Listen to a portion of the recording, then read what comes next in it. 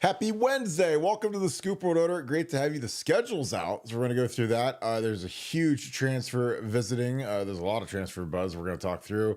The team is getting ready. It's not even like bowl prep anymore because these guys are getting ready into game week. So we're going to break some of that down, what to expect going forward.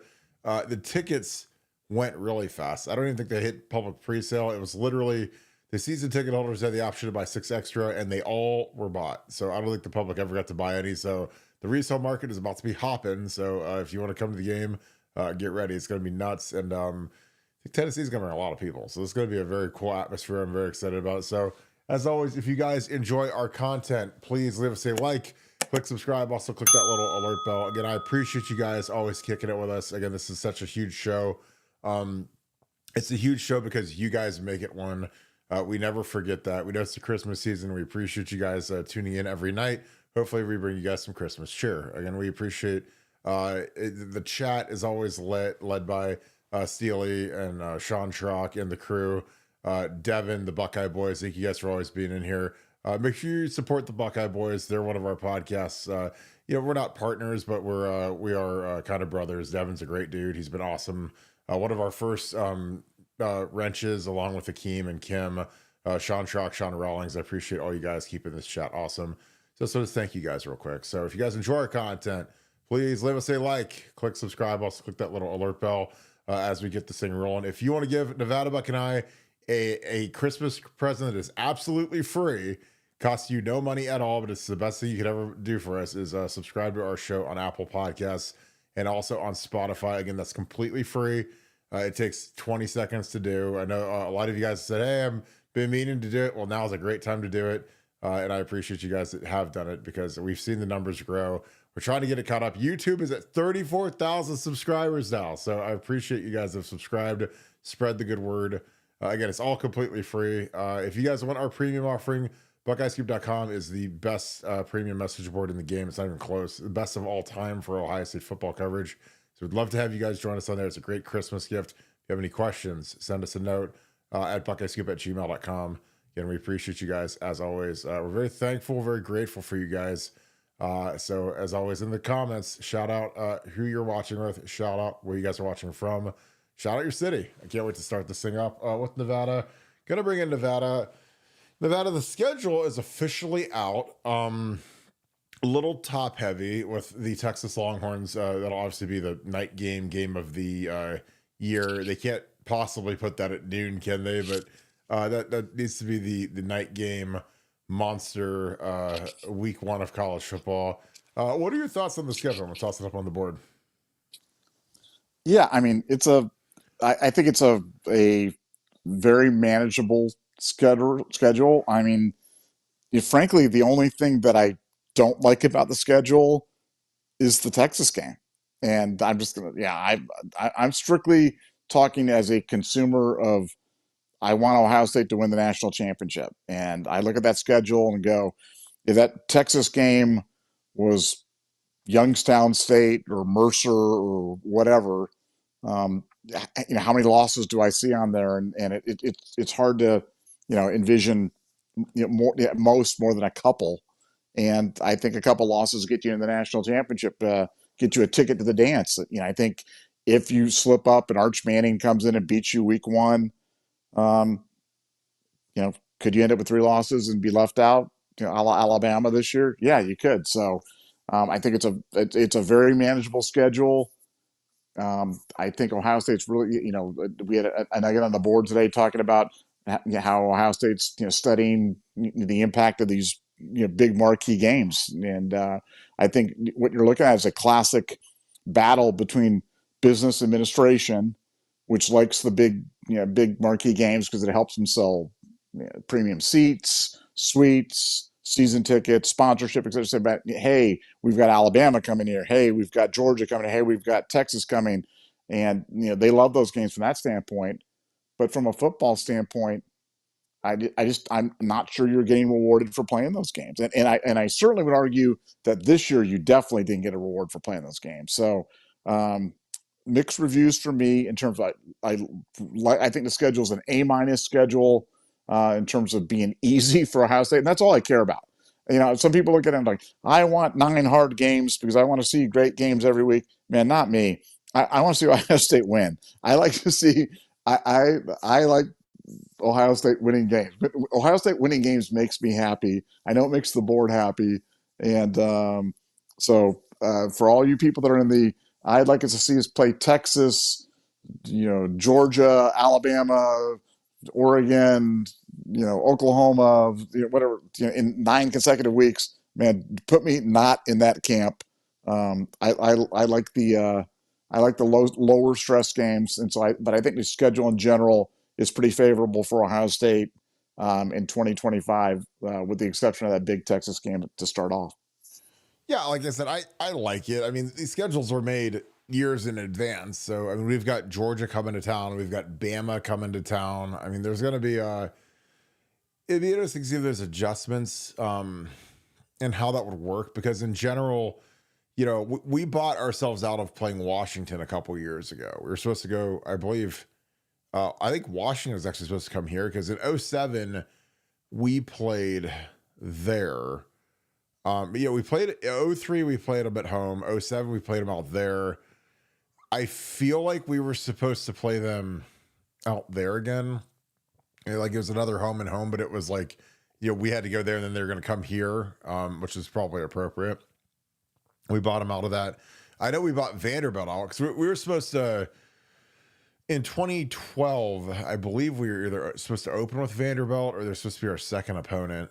And we got out of that one too. So, again, there's a lot of mitigation of potential losses that goes on during this. And I think that it's, I mean, it's, it's the ultimate double-edged sword because, like you look at, if you take Texas off that schedule and you look at our home slate, it's Grambling, who's, going to be a 70-point law, or we'll lose by 70. It'll be like when FAMU came here and we beat them like 77-0. OU, Max School, who just lost their coach, they'll be on the rebound. Then we've got Minnesota, Penn State, right? So basically, you be getting the season ticket holders to pay for Penn State, basically. So it's a tough proposition. It's a lot easier to sell luxury suites and season tickets and ticket packages if you throw that Texas game in there. Like the Texas game is like a big deodorant stick for the rest of the out of conference schedule. So I don't know. I mean, and I've lost that Texas game before. The last time they were in the shoe is when we lost them in 2005. So it didn't go the way we wanted. And when you do that week one, it puts you behind the 8 ball the rest of the year because you really can't lose again. Because our schedule is softer than this year because we're not going to Oregon. Obviously, I think Michigan will be better next year. And then, Penn State's they're always tough. It'll be interesting to see what Wisconsin looks like. They got a new offensive coordinator. Luke fired the old guy.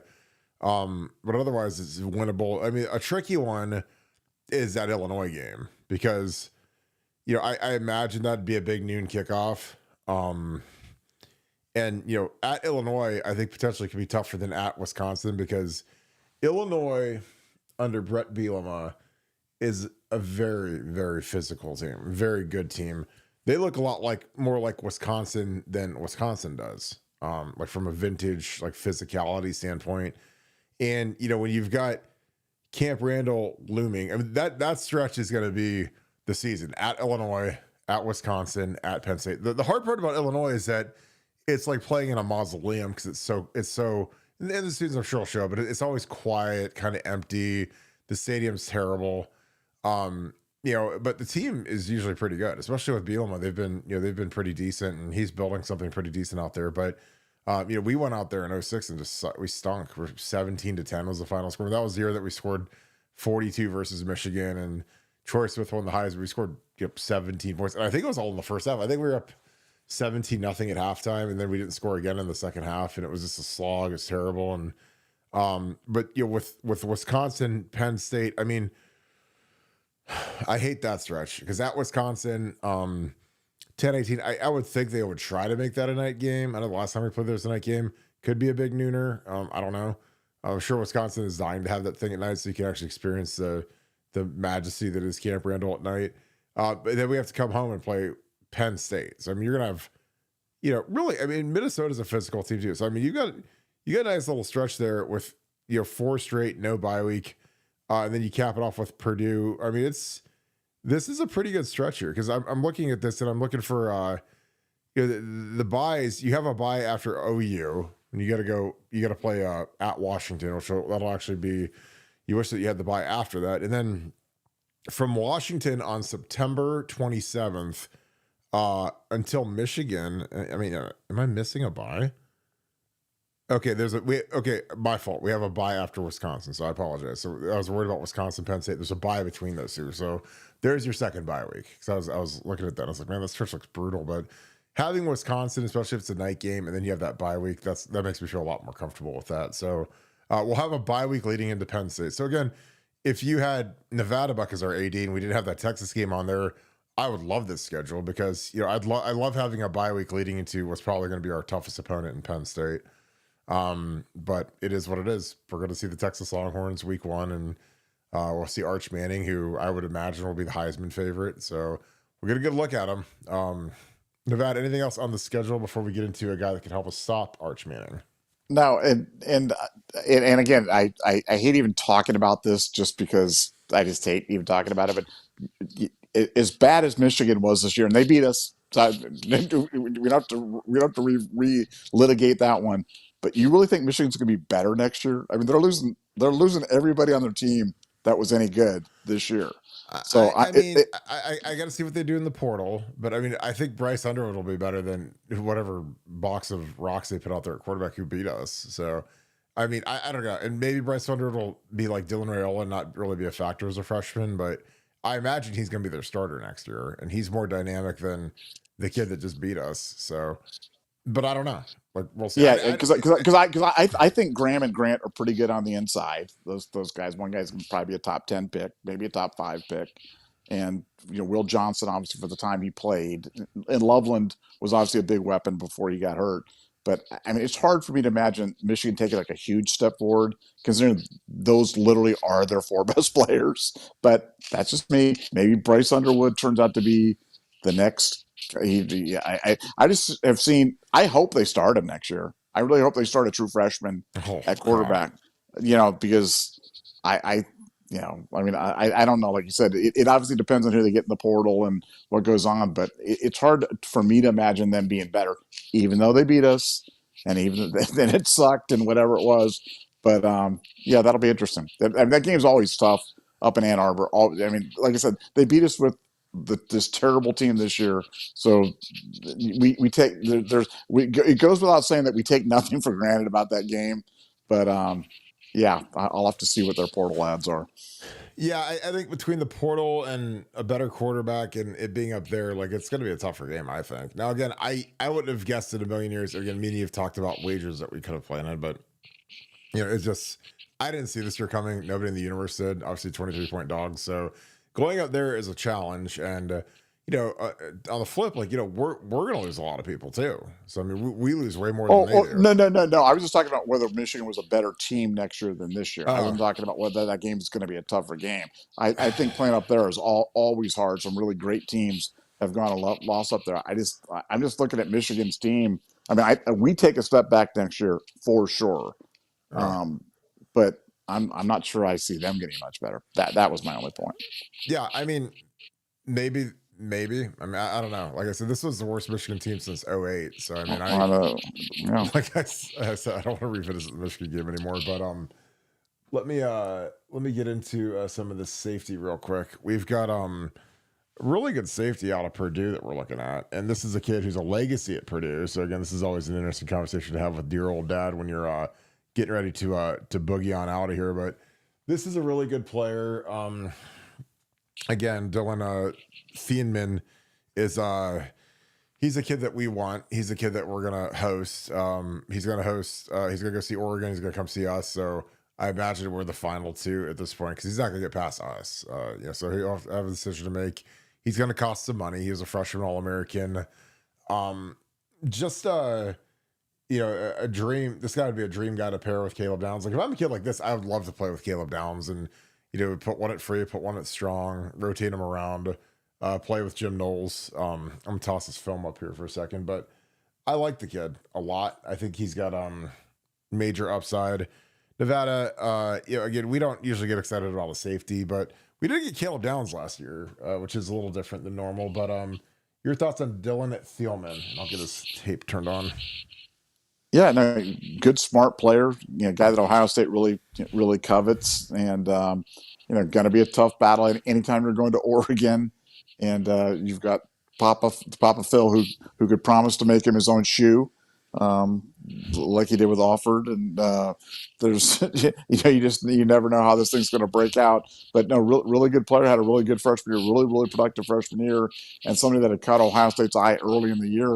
So I'm not surprised they were seeing if he went in the portal.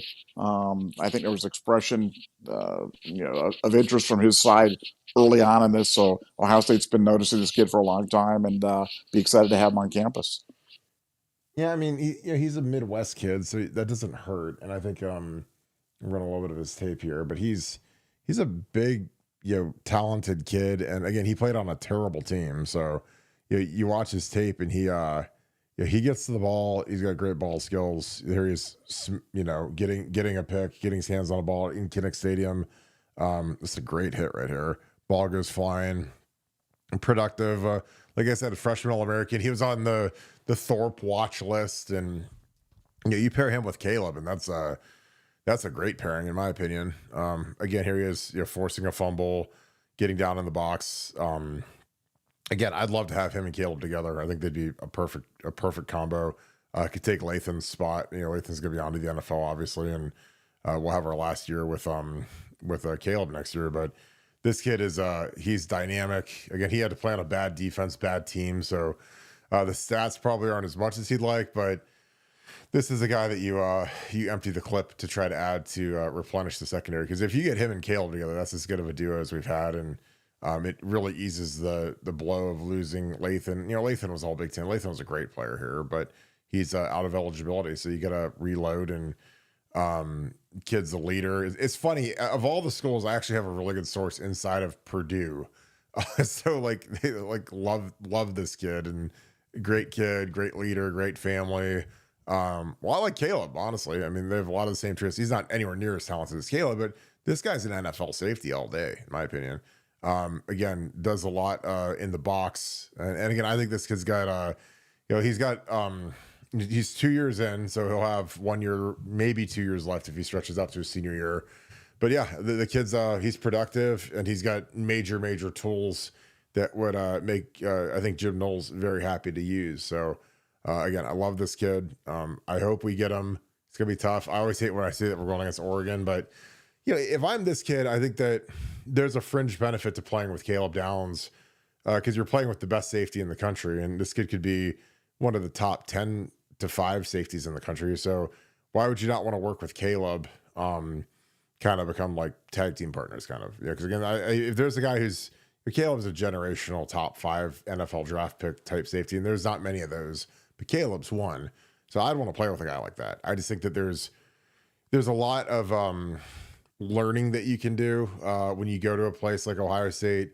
Obviously, the coaching staffs are going to be great at Oregon and at Ohio State, but if you look at our two defenses, I mean, Oregon got shredded by Penn State, and our defense kind of suffocated them. And to be able to play with Caleb, I think would be that would put me over the top. And plus, we'll be real competitive in NIL with this kid. And this kid's Midwest. Again, I'd rather want to be kind of around the middle of the country. And here he is versus the big bad Buckeyes. And I mean, that is a stick. I think that's on Mayan. I mean, look at this hit on Mayan. I mean, he buckles them all the way backwards. So yeah, this kid's a take all day, every day. Look at this hit on Mayan. I mean, to get to the sticks, and he sticks them and keeps them from getting the first down. I mean, that's Chip. Excuse me, that's Chip Trainum. I thought that was my fault. But yeah, I love this kid's tape, Nevada. It's gonna be a fight. Any other portal guys? There's a ton of. I mean, our boy Addison Nichols is actually in the portal again. He's the kid that we recruited during the Lester Stud era. Yeah, a kid that I think we actually equal signed. We had some bad intel from someone that didn't know what he was talking about and said we should equal sign him, and he ended up going to Tennessee. Then he went to Arkansas, started last year. Now he's in the portal again. So I don't know. And every day there's more good offensive linemen getting in the portal, which again, I think that's going to be the new normal. So good for us. We get to go shopping. Any other thoughts on the portal O line? Because there's a ton of them every day. There's like a couple of new ones where I'm like, we got to look at Isaiah World who's a big left tackle from Nevada, didn't give up any sacks. He's a mammoth. Your thoughts? Well, yeah. No, look, the O line thing is, I mean, it's not an accident. Basically, O linemen are kind of figuring out that kind of the meta now is don't go to a big school and sit behind them for 2 or 3 years and then hope to play. It's go to a smaller school, get some good stuff on tape, and then go sell yourself to one of the bigger schools. And a lot of these guys are doing that right now. And it's crazy. It's like going to shopping at your favorite market and you're going down the cookie aisle and they've got like every good type of cookies. You know what I'm saying? Like you're going down and you're like, wow, I've got Brent and Sam's here. Oh, I've got these. I mean, it's like that with the offensive lineman right now. And every day, another couple guys come on. But again, from talking to the agents, it's not an accident. It's absolutely a strategy on these guys' part to go out there and have a chance for playing time, exposure, and kind of refine their craft, because the worst place you can be is to be a George Fitzpatrick right now, or somebody who's buried on the depth chart at Ohio State, hasn't had a chance to show what he's going to do. And, so the fans don't ascribe much value to you and always looking to the next shiny toy from somewhere else who's come out and played. And maybe the only difference between you and the other guy is that guy got a chance to play and you've had to sit behind whomever. And I think I think we're going to see more and more of that at every position, but more than ever on the offensive line. I think the offensive line, this is going to be the new normal in the portal, and this is just kind of the first wave of it. Yeah, I completely agree. He's a good-looking kid. I mean, again, a lot of these kids they get to play earlier. That's kind of going to be one of the decisions going forward, where I think that, as you're going through your recruiting process, obviously playing time is something that looms large. But when I was coming out, I mean, you couldn't transfer, and this portal thing wasn't like how it is now. So playing time was kind of down the road. Like for me, I wanted to obviously play. Everyone wants to play early, but where do you want to play at? And again, there's always that. I could go to a MAC school and probably be guaranteed to start much earlier than a Big Ten school, but you like the challenge of playing at a place like Ohio State. You're going to play against better players. You're going to get better overall. And a big thing that I liked about going to a place like Ohio State is I'm not going to see some crazy, insane level jump in talent when I go out on the field on Saturday. Because if I could go against the guys at Ohio State in practice, like Will Smith and Vern Golson and Cam Hayward, who are literally all three of the guys I went against were first round picks. Whatever I see when I come out of the tunnel in the horseshoe isn't going to be as good as that. Whereas if you go to a MAC school, odds are you might be going against maybe one NFL D lineman, probably not a first round pick. Maybe there's some random MAC guys that are first rounders, but there's not a lot of Khalil Mack. And he's always the classics. I couldn't imagine how much Khalil Mack would have demanded in the portal era. A guy who's a top 5 pick at Buffalo, and he stays and is stuck at Buffalo for his whole career. Which again, I always go both ways, because he could have gone to Bama or Ohio State or Oregon or whatever. But the flip of it is dude, if you stay at Buffalo, for one, you're going to be a hero forever. For two, you're going to go against MAC offensive tackles every week, so you can massacre them. I mean, and he got after Taylor Decker, I know, in his first start. He got after Jack Mehort, but yeah, it's going to be fascinating. I don't think it's going to ever cost the big, every kid growing up, and I said this, to Nevada, nobody dreams of going to, it's funny, I say this to Nevada, I don't Nevadabuck, your partner on the show, but this kid went to Nevada to play out of high school.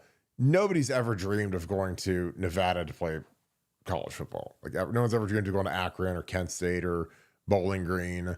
Everyone's dreamed of being a Buckeye. So when you get that bounce back and you get a chance to go hit the portal, and even Carter Smith, Carter Smith would have walked here from Bloomington. He jumped in the portal last year, and we said thanks, but no thanks, which again, that's fine. Again, there's always, if you take Carter, then all of a sudden you lose George Fitzpatrick and Tigra, and there's a bunch of guys that were fighting for that right tackle spot. If you bring in Carter and put him at right tackle, then you probably lose 3 guys, at least 3-4 guys out of that room. And I know how it works. If you go get a kid from my class and then you start him over me, because he started at Bowling Green, I'd feel some type of way. Like, I'm not gonna lie. Like, I would not be like, I wouldn't be cool if he said, well, Kirk, you haven't played here yet, but this guy started at Akron, so we're gonna bring him in and he's gonna start off ahead of you on the depth chart. Like, and we're gonna pay him way more money than you make. I mean, you guys know me. I mean, I'm a psychopath walking, especially when it comes to playing football. And I just, obviously that wouldn't have played great. If we would have paid Carter Smith $1 million to come here and then, he's frankly not great. I mean, he was honorable mention all Big Ten. I think he's got a nice future. But if he played like he did, if he played for us the way he played for Indiana, I mean, our fans would have ridiculed him. It'd have been terrible. So, and again, Carter's a nice kid. He's from Olentangy. Wish him nothing but the best, but it's different here. Like when you're at Indiana, they don't have any message boards. Nobody cares about Indiana football. So you get to kind of live in obscurity. When you're here, you ask these kids, Enoch and some of these kids that have had bad games playing O-line, and it's brutal. Nevada, any thoughts on that? And we can keep moving. We're starting to get a bunch of super chats flowing in. Any thoughts? Well, yeah, and I think that's that puts the emphasis really more on Pantoni and the general management, player personnel guys more than anything, because you've got to weigh that. You've got to weigh your guys that you've got in the room that have only been practicing, haven't really got meaningful reps to put on tape to evaluate against other guys in other jerseys, versus guys that have been playing at a lower level, different school, whatever it is, and having the chance. So. Look, you can evaluate movement, you can evaluate efficiency, you can evaluate hand placement. There are a lot of things you can evaluate, but they're going to have some tough decisions because you don't want to be wrong. You get something like that wrong, and you pay a guy a bunch of money, and you move him up, and you just screw up your whole room, and you lose other guys that go out and go to other places. You want to hear Ohio State fans scream? Have somebody leave from behind somebody and have that guy suck, and then have that other guy go out and ball out somewhere. That's like the. I mean, we got away with it with like a Jameson Williams when you've got Chris Olave and Garrett Wilson and all those guys jamming up the receiver ranks. But you bring in an offensive lineman and he's not good and he's not the guy, and the backup goes and balls out. Man, there's going to be hell to pay for that. So college football has changed completely because the calculus, as you mentioned, the calculus used to be pick a school. You could afford a red shirt, stay there for a couple of years, the 3 year, whatever, get your chance, play, be Corey Linsley, starting your 4th season at Ohio State and go on. But now with the portal, it changes everything, and it changes the decision making for these kids as well. So, lots are going in, times are changing, and we got to change with it. Yeah, that's an awesome point by you, because nothing would be better than if we brought in a kid from the portal and he stunk, and then we lost somebody, and then he went somewhere else and was like all conference, because that's like the ultimate, like, you're playing devil's advocate as to why you don't take a kid. Like if you say you take Carter Smith, this is hypothetical, and then we lose Tigra, and again we kind of know what Tigra is now, but before the season, Tigra, George Fitzpatrick, those guys that are in that same class, that third year sophomore class, and they just go take off, and then like. So George starts at, the Miami Hurricanes or Alabama or somewhere, and he becomes like all SEC or all ACC. And like, if people are like, well, how could you let him leave? And I don't know. And I applaud Justin Fry. I know Justin Fry gets just ridiculed and crapped on all the time. But I'm like, he stood by his guns. Because again, I think that the conversation was like, because Carter Smith visited Florida State and Ole Miss, and they offered him the sun, the moon, and the stars. And, that's the sell. It's amazing how, like, I see linemen that are just mid, they get this like red carpet treatment that it almost makes me uncomfortable just hearing about it. I'm just like, I would be like, if I was a freshman, because again, the thing that's become more valuable than anything in the world right now are freshman All-American teams. Because I see these kids make freshman All-American, I'm like, oh my God, you can like hear the cash registers dinging in your ears. Because like I made freshman All-American, obviously my freshman year when I started. And, the thing about like when you're a freshman All-American offensive lineman is it's like being the tallest midget kind of, because there just aren't many freshman offensive linemen that start. So it was like me and like Stan Baker and Jake Long and there's just not many of us that are freshmen with freshman eligibility and we're starting, and we all redshirted. We were all redshirt freshmen, so we weren't true freshmen, but that's just so rare. So to make the 5-person freshman All-American team, there were probably 10 offensive linemen that were freshmen that started in the entire country. So it's not that hard to do, but it's a nice little feather in your cap to get that kind of notoriety. But it's not like making regular All-American where you're going against literally every tackle in the country from every age. So, but now like you see these freshman All-American teams, and that's like the first thing that a lot of these portal bios lead with is he was a freshman All-American. And again, some of that stuff is just funny because you're just not really, there's not many freshman safeties that start or freshman corners or whatever. So, yeah, but I think that it's going to be interesting to see how these guys navigate the portal. And again, I mean this sincerely.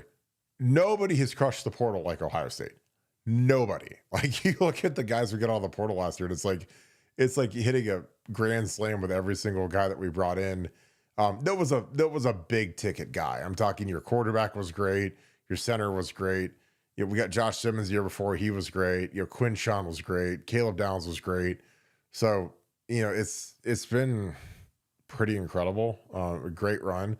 Your middle tier guys have been fine. They haven't been problems. You get those middle tier guys like the kind of glue guys like the Kazmareks, and we took Chip Trainum a couple years ago, like those types of guys. Like as long as they're not idiots and cancers in the locker room, you're fine. We've had a couple duds because no one's going to bat 1,000. Victor Cutler was a dud, and Jahad Carter was a dud. But we've been pretty good. Tanner McAllister was fine. Again, as much as people rag on Tanner McAllister, like he's still in the NFL right now playing for the Broncos. So again, it's not like he never got a shot in the league. He's still in the league. So Gimmicky.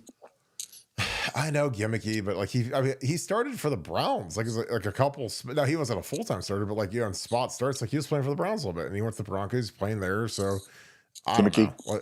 Yeah, I know. We are gimmicky around here, around these parts.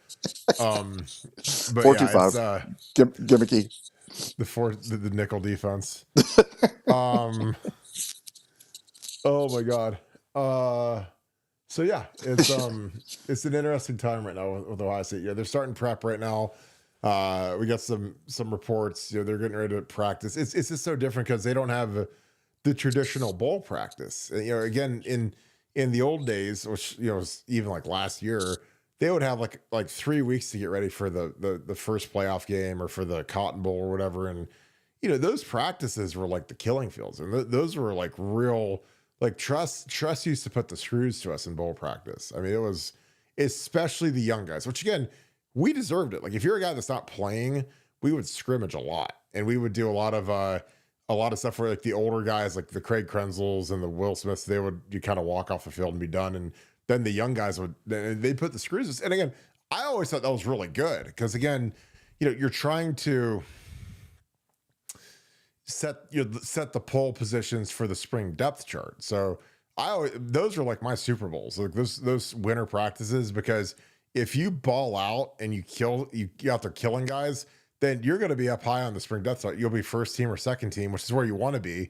So I always took those super serious because those were physical, tough practices, and trust didn't play, man. I mean, we had really good practices back then, and that's when we used to have the Showtime drills, which Nevada used to love, where those were literally young guys versus young guys scrimmages, where Trust used to call it Showtime, and all of the starters were done. They got to go off the field and chill and eat a popsicle, and then we'd be out there killing each other. And I don't know, like I that's something that I think it's tough if you're a playoff team because the regular bowl teams will still get that. Obviously, we don't ever want to be a regular bowl team. We always want to be a playoff team. But it's something that I think is going to hinder the development of the team. It's going to hinder the development of the young guys. And I'm sure that if I'm Ryan Day, I'm trying to get some scrimmage time, kind of at the end of practice for just the young guys. Like you got to work through the game week stuff and work through obviously the Tennessee scouting stuff. That's the most important thing by far. But you want to scrimmage those young guys. And, something that Urban used to do that I used to love is that on Sundays, the young guys would go out and scrimmage. So we'd have scrimmages on Sunday nights, and they weren't real long, maybe 30 minutes or so. It wasn't anything extraordinary. It wasn't like a fall camp 2-hour scrimmage. It was like a 30-minute scrimmage, but that's where we saw Cardell.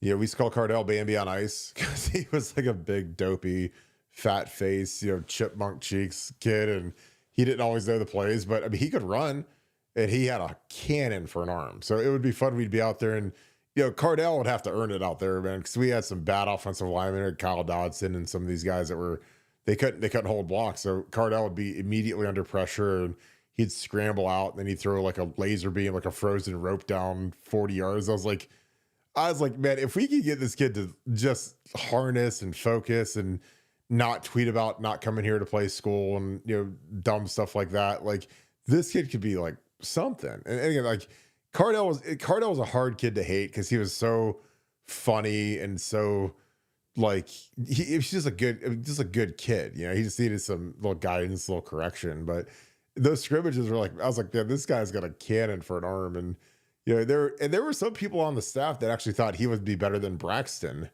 coming out of high school, which is crazy because Braxton was the 5-star superstar, you know, obviously like a crazy athlete.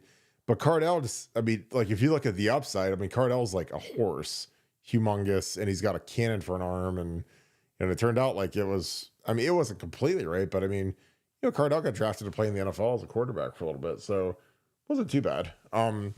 Nevada, do you have any favorite Showtime memories? Because I know that the Nuggets used to come out in crazy force in the old Showtime Rod Smith days, but there were some stars that were born and maybe never ever showed up for the actual real games that were Showtime legends you could speak of. Well, you stole my one. I was going to go with Rod Smith right there because that was the ultimate Showtime nugget. You know, I think you got him. I think Herb Street mentioned him or something like that. And I mean, he was all the talk. I mean, he was all the rage of of that. I've told this story before. I don't want the old guy that repeats himself, but I used to, I was very close with Andy Geiger, and Andy Geiger took me to a practice, and he's like, "I want to show you this kid. He's going to be the next Steve Young," and it was Belisari, running around out there. And I mean, he was unbelievable. I mean, he was, and Belisari had his moments. Belisari had some moments at Ohio State where he played really, really well. I think the game against UCLA, that night game, he was like really good. But yeah, it's Showtime was great, but I I think you make a really good point about the way that this has changed, where you're preparing for a playoff. You know, it changes everything about how you're utilizing this time in these practices. And while a big section of this used to be development, I'm not sure you're getting as much of that anymore. So you're not going to get I don't know how much of a head start it gave you into spring ball and the fall camp of the following year, but it was something. I think that's going to be mitigated a little bit because I mean it's game time and you're going, and that's going for the top 12 teams in the country. It's not just for the ones in the final two or somebody in the big bowl. This is for 12 teams that are all preparing for games and maybe preparing for games for a while. So it's going to be fun to watch. But no, yeah, Rod Smith was the ultimate. Rod or Belisari. Like I said, Steve Young, Belisari, left-handed. I mean, was he the only left-handed quarterback that we've ever had? Have we ever had another left-handed quarterback? No, Was Austin Mormon? Was he left-handed? is Air Nolan left-handed? Air might be left-handed. Yeah, I'm I pretty think sure Air's he is. left-handed. Yeah. Yeah. There you go. We've got two now. Those are the only two I know. I don't think Markovin was left-handed. I don't remember that, but Rod was a different kid. I mean, Rod was. Well, what he played? He played 10 years in the NFL or something. He played a long time in the NFL. Something close to that. I mean, he was a guy Yeah. that, as long as he didn't have to be responsible for anything, he was great. Because like he, I remember he skipped the Thanksgiving Day practice, and we were calling him, and is he dead? Is he okay? And he's just shacked up. I think he was shacked up with some homegirl. So he found him a little bunny that he spent the night with, and he skipped practice, so he got in all kinds of trouble for that. But Rod was a really nice kid. He just, some of those guys, like I think until they get to the last chance, which is like the NFL, because in the NFL, like in college, if you screw up, they'll run you, and you have to do scout team, and you're gonna have to do all kinds of crazy stuff. But in the NFL, like if you do that, you get cut. So when he got to the NFL, like he was on his P's and Q's pretty good, and he was a good player for the Cowboys, man. He played for a long time. I mean, guy played like 8-9 years. I don't know how many he got in, but there were games where he started and played and scored touchdowns in Sunday Night Football, and I was like, that's my dude. I was like, Rod was like I said, he was a nice kid. Like there was nothing. It was hard to not like Rod, and he was like, I don't want to be stupid, but he was built like a homeless person version of of Adrian Peterson. I mean, he was like that kind of a dude. He was huge. I mean, he was tall, athletic, like ripped up. And I was like, so, when B Fox was telling you that this is going to be the guy, I was like, honestly, like I could see it just because you could see the glimpses, but yeah, the consistency, because we started like Boom Heron, and I love Boom, and Brandon Sane, but Boom and those guys did everything the right way. They weren't as talented as Rod. I mean, Rod played more than those two guys combined in the league, but Boom did everything right, and it was just like one of those things that was a little different. But yeah, the funnest thing that we used to do with the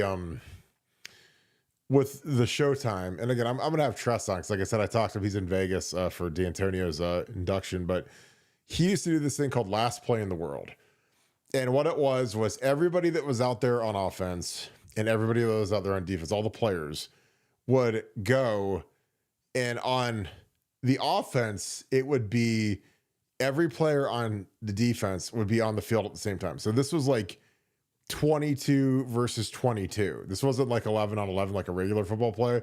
So we'd have these crazy formations, and like I was playing like middle linebacker. I mean, it was awesome.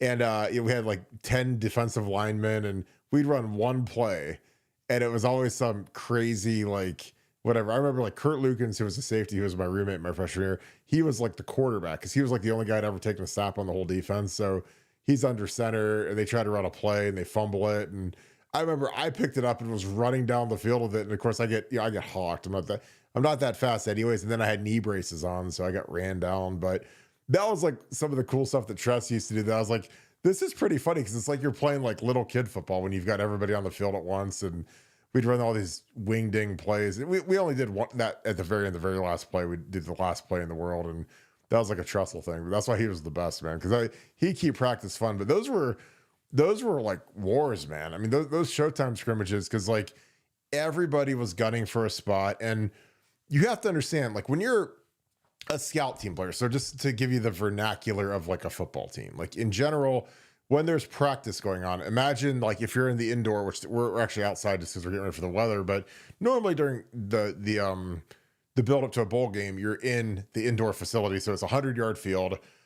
So on one end of the field, you've got the offense, which is usually the kind of the first and second group. They're down there. Then on the other end of the field, you've got the defense. So to counteract that, you've got like your scout team, that's like your third and fourth string guy. So me, when I was redshirting, I was, third, fourth string off the depth chart, and I'd be down with the defense. And you're running stuff off cards, which a card is like, they literally draw the play for you and they tell you who to block and what routes to run. And so you don't really get to learn the playbook very well because you're just looking at the cards all day. So it's kind of like a way, I think it makes it stunts your growth when you're trying to learn the playbook when you're looking at cards all day. But that Showtime scrimmage was a great way to see who actually knew the plays too, because they get out there and they'd be calling all these plays, and I'd be like, oh my God, I don't know what that is. And John Conroy would bail me out and tell me what the plays were. But yeah, those were fun. All right, so let's dig into the super chats. They're starting to pile up. Go ahead, Nevada. Anything else before we get into these? Well, just that story would have been a better story if you'd have picked up the fumble and then like weaved through all the guys and ran like 85 I want to be accurate. I got ran down.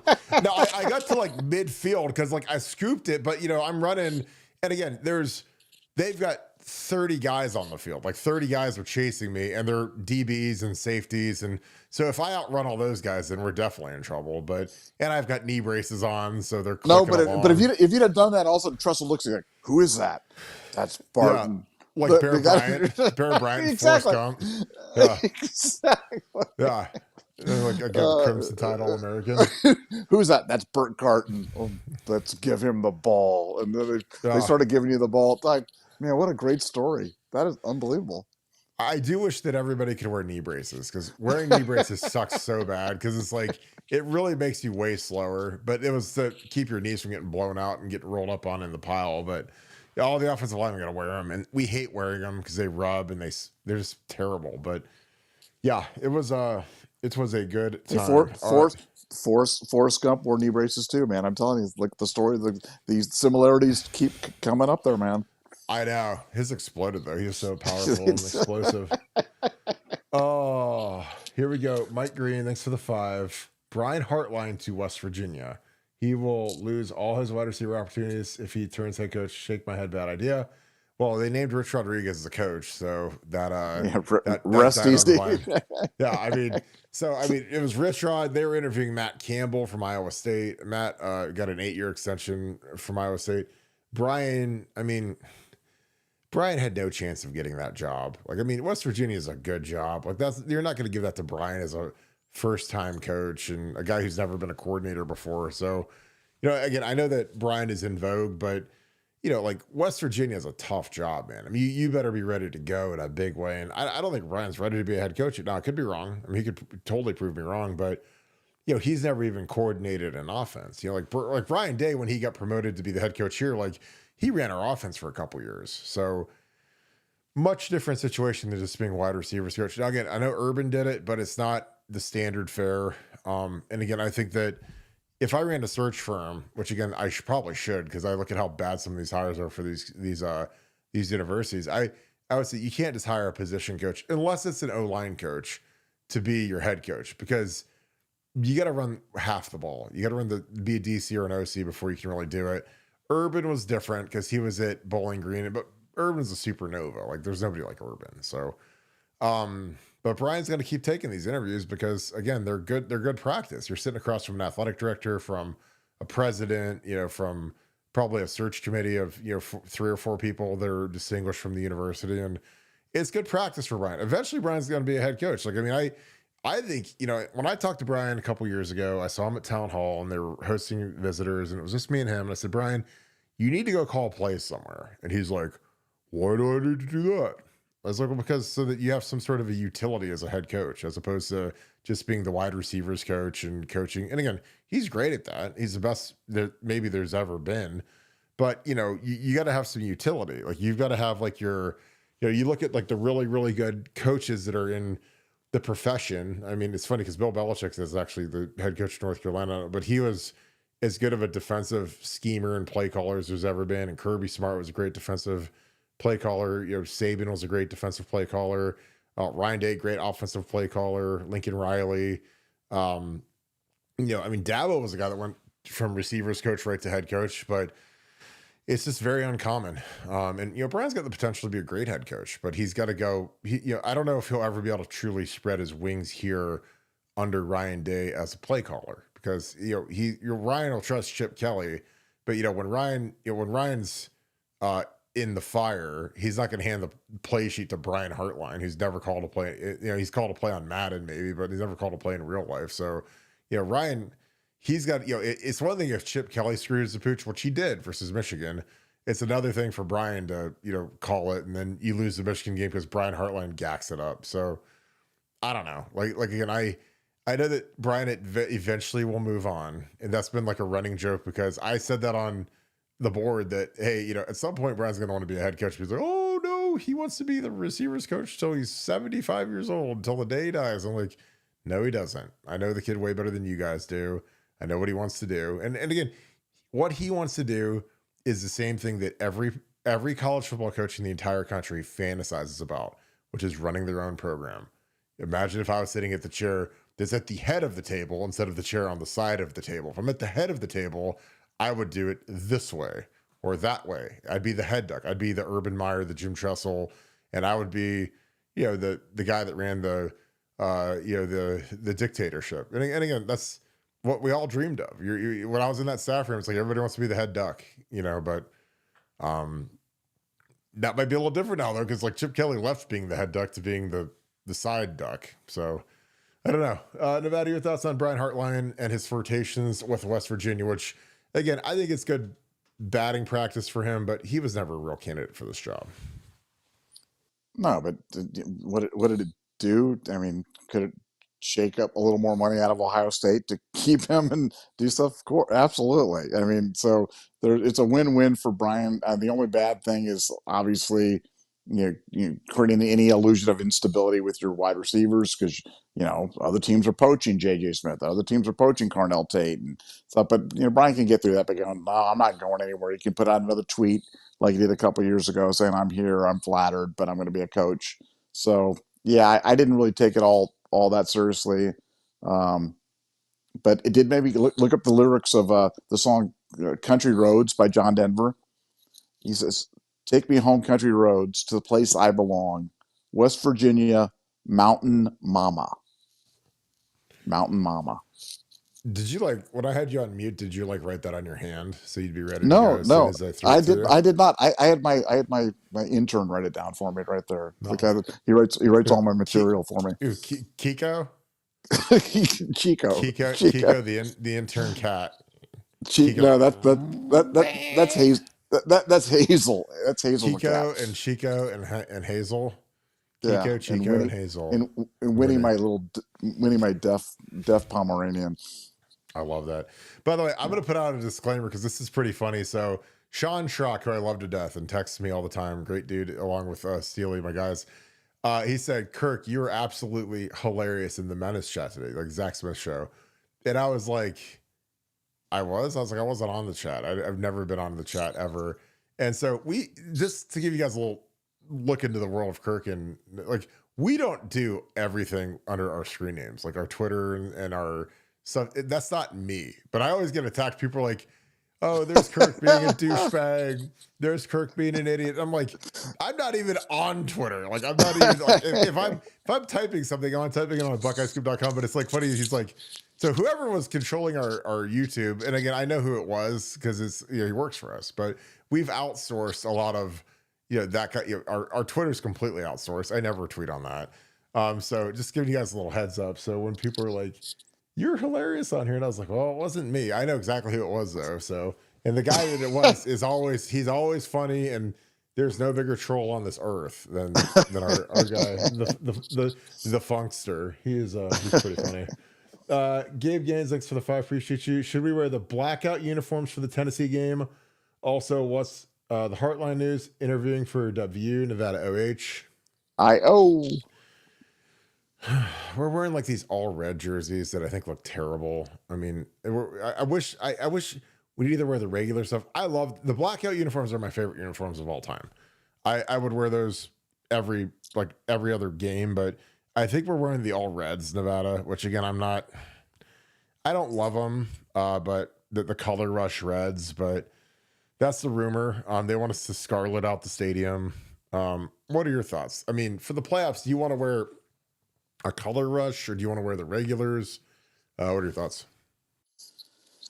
Yeah, I mean, look, they're trying with the stadium. They're trying with the LED lights, and they're going to try to put on the whole red thing and scarlet out the things. I mean, look, I don't want to be the old fogey that's like, "Oh, I don't like those newfangled jerseys," so I'll reserve.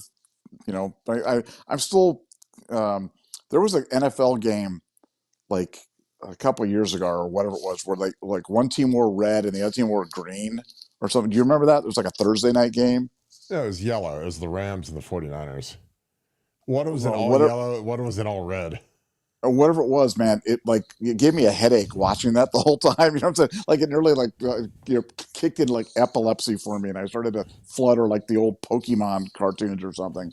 But yeah, that was a little hard to watch. But other than that, I'm open minded to see what it is. But hey, I'm kind of a traditionalist when it comes to the jerseys, but I do like the blacks. If you said gun to my head, what do you want to wear? I'd be like the All Blacks. That's if we're gonna go out on our shield, let's go out in the All Blacks.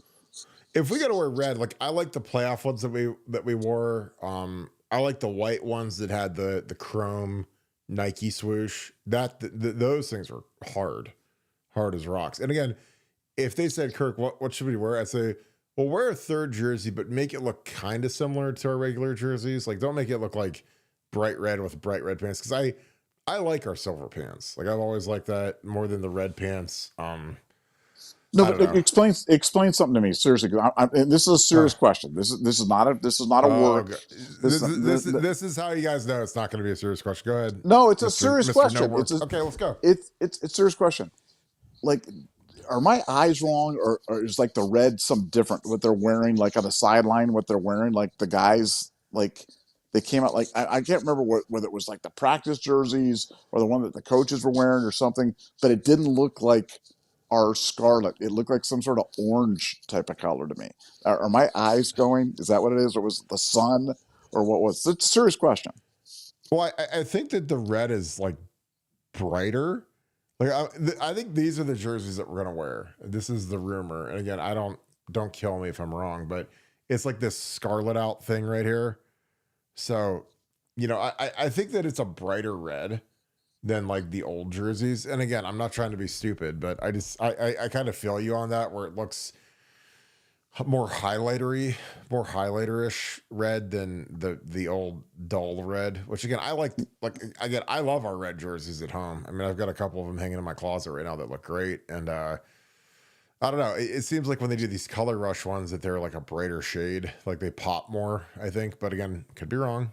I'm welcome to be wrong. You guys can tell me if I'm wrong. But in the chat, does anybody else feel like that? 'Cause I feel like you're onto something where it looks a little bit brighter and it doesn't always match up with the polos that they're wearing on the sideline, I guess you could Yeah, say. exactly. It looks like a different color to me, and I'm like, man, those colors don't look the same, and it looks like a completely different Pantone there. But what do I know? Yeah, I don't know. Like I said, I like the black jerseys.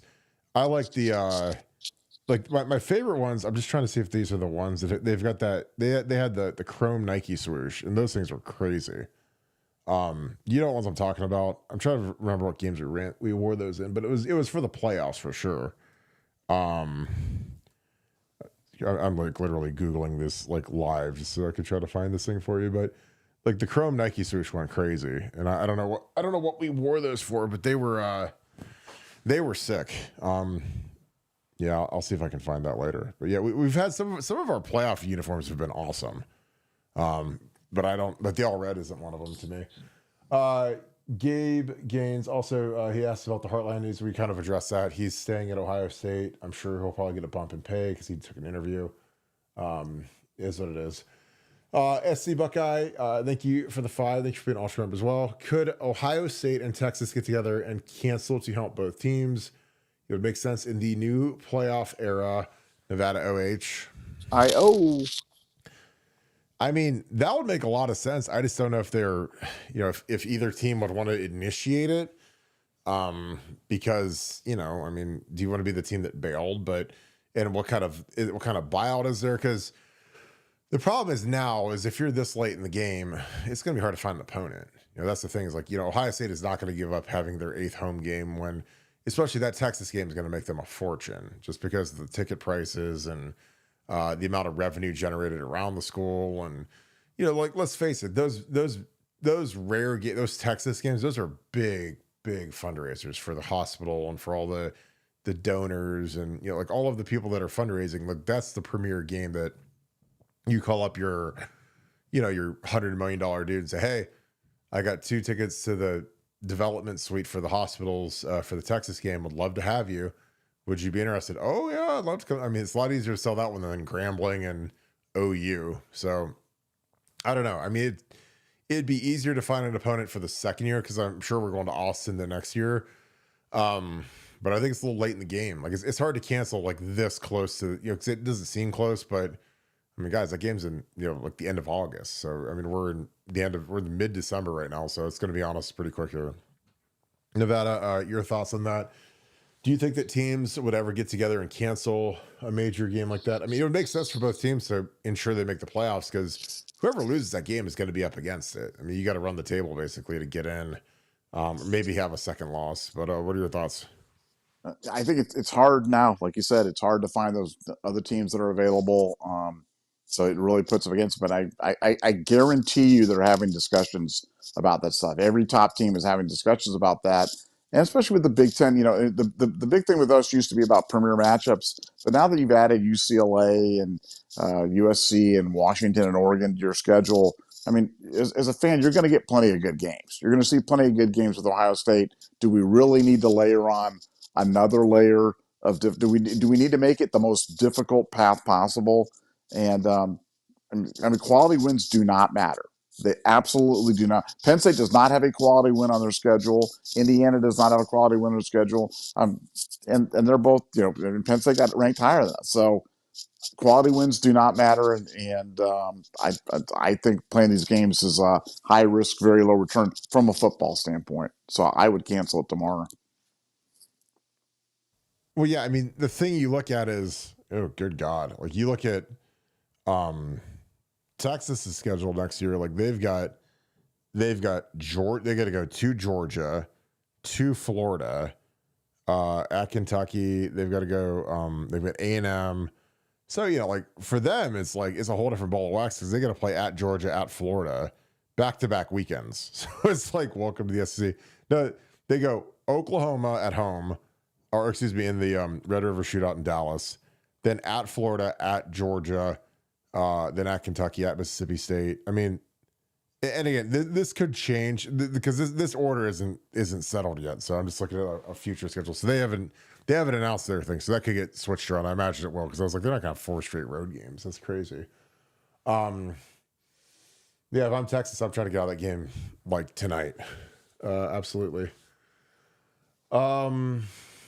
T-Shay 1977, appreciate you, my man. Thank you for the 5. Thanks for being an Ultra member as well. How much attention do players give bulletin board material, and do players go looking for someone saying something they shouldn't?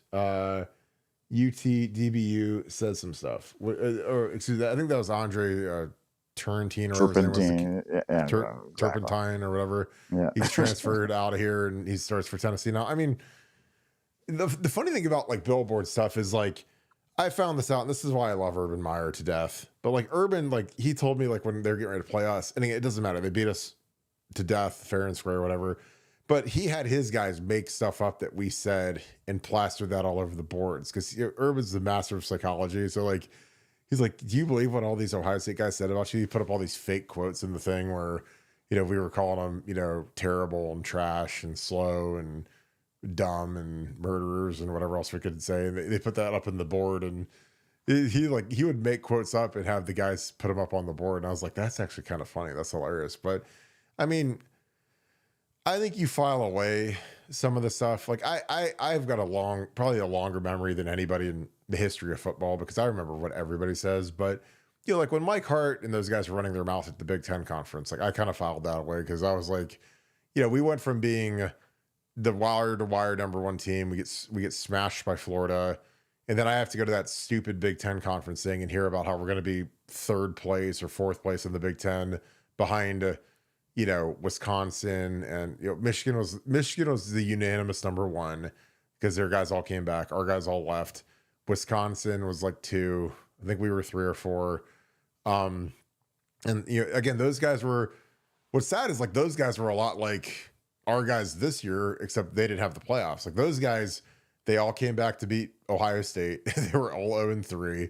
They were going to come back to beat us in Ann Arbor and right off into the sunset. So they're kind of like the same thing as like our senior class where their big focus was to beat us. And so, boy, oh boy, when we beat them, man, I could not. Now, I never thought of planting a flag because that's I think stupid, but I couldn't wait to get to that podium and talk to the media and drop all my one-liners because I had those things. Those things were in the clip, and I was ready to empty the clip. Oh my God, I couldn't wait. But like for the most part, I don't know. Like I don't need bulletin board material. And plus these guys, the thing that sucks about talking to the players for the most part is that they're so coached up to give canned answers that they're not even worth talking to. That's why it's funny, like when the media, when they schlep into the Woody Hayes and they talk to these players and these coaches, like they're taught by the media. They always bring in this media group that every year in training camp, they go through the interview process, what to say. If you get asked something that's too hard, or it's something that's touchy, or it's something like that involves playing time, here's how you deflect it to the head coach. They teach all that stuff. So most of these kids are like scared to death to say anything because they're scared of repercussions and getting smacked down by the head coach, Ryan Day or whatever. Now, I wasn't one of those kids because in 2004, when they asked me who should play quarterback, I was like, well, I think Troy Smith should play along with Justin. Like I didn't say that Troy should start, but I was like, they should both play. See how they do. And that was hellfire and brimstone for me when I said that, which I didn't know at the time, but I was making my first start and excited to talk to the crew, and they're all excited to talk to me because I was, the young whippersnapper. And that I got banned from the media for a year, so I've got a history of that, where it's like they hate they hate honesty, they hate intelligent thought, they want pablum, and like I just, back when I would talk to the media, I was like, their job, like to go cover these press conferences on like a Thursday or Wednesday night and come to the Woody Hayes, like that sucks. Like that's a terrible job. It's got to be like one of the worst jobs in the world to show up and talk to these players. And I'm sitting there and I'm just like, I got to at least give these guys something intelligent to write on their little notepads or get in their recorders, because they'll talk to 5 people and 4 of them will give them the most boring answers of all time, and it'll put you to sleep. And like, because again, like you remember, like with Tress was the ultimate of, his press conferences were very mundane. And, Youngstown State, they're an exceptional football team, very well coached. The players are outstanding, and, the special teams are excellent, and they're great in all phases, and they do a really great job. And I would sit there and I'm like, oh my God, like kill. And again, I love Tress is like my dad, love him to death, but Urban was much see TV. Like I could see, like if I was covering those things, go to cover Urban's one, because he'll let it rip, and he's not scared. Ryan's a little more nervous than Urban. Didn't care because he already had the big ring. He had, by the time he got that 3rd ring, you couldn't tell Urban anything, which was great, and his opinions were always good. But I don't know. I always, the trash talking and the bulletin board. I never gave out bulletin board because, we would always do our Michigan interviews on a Monday, and I was just complimentary and kind and sweet old ladyish when I was interviewing. And then but deep down, I was like, man, I hate these guys. I mean, I'm not going to pray with these guys after the game. I hope that their bus flies off the cliff on the way home. Like this is how I rolled. Like I was not about that life of, I'm not going to run over and give Sean Moore a big hug and kiss after the game and say how much I love you and hope you get home safe. Like that's just not how I'm wired. But I'm not going to say that to the media, because again, I didn't need to give them any more gas when they were already gassed up to play us. But like once it was time to play, it was time to go, because you can't hide no more once they start playing the game. Nevada, your thoughts? Do you think the players give much attention to bulletin board material? I don't know. Like if you need what some idiot on the other team says to motivate you, then you're probably in the wrong profession. But what are your thoughts? Yeah, I mean, I've seen it work. I think those master psychologists like Urban Meyer play that stuff up, and I think it gives you an edge. And um, I think everybody's different. Some guys talk, some guys don't talk, some guys are motivated by external forces. I mean, on a team of 100 people, not everybody's going to be motivated the same way. But I guarantee you, bulletin board material does affect some guys. Some guys remember it. Some guys get a little extra juice from it. And but the stuff about the shoe not being very loud, that was accurate. I listened to the, and I'm like, yeah, no, he's right. I mean, he's absolutely right. And I'm telling you right now, this will be the biggest influx of visiting fans that we've ever seen at this stadium, ever in the history of the stadium. Because a lot of Ohio State fans are going to buy those tickets, sell those tickets for extra, Christmas money or whatever it is, and you're going to see 25,000 plus Tennessee fans in the stadium. And it's going to pain me to say that, but I really think that's going to be that. I hope I'm wrong. I hope it's a fraction of that, but I don't think I am.